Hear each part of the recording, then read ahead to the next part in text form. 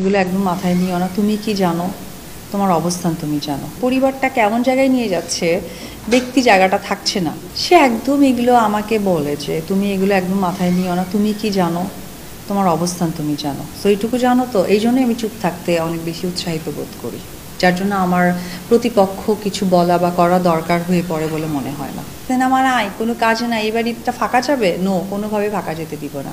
তখন ওই আমার নামটাই বিক্রি করবে, আমার পরিবারকেই তুলবে। কারণ আমি না বরাবরই দেখেছি যে পরিবারটাকে না, ওই আমি একবার যখন এই আপনাদের চ্যানেলের মাধ্যমে যখন এসেছি, এর পরবর্তী সময় না এটা ট্রেন চালু করে ফেলেছে এবং পরিবারটা কেমন জায়গায় নিয়ে যাচ্ছে, ব্যক্তি জায়গাটা থাকছে না।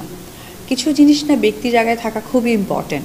আর এইটা ওইটা না, কাপড় ধোয়ার একটাই সলিউশন, চাকা অল ইন ওয়ান।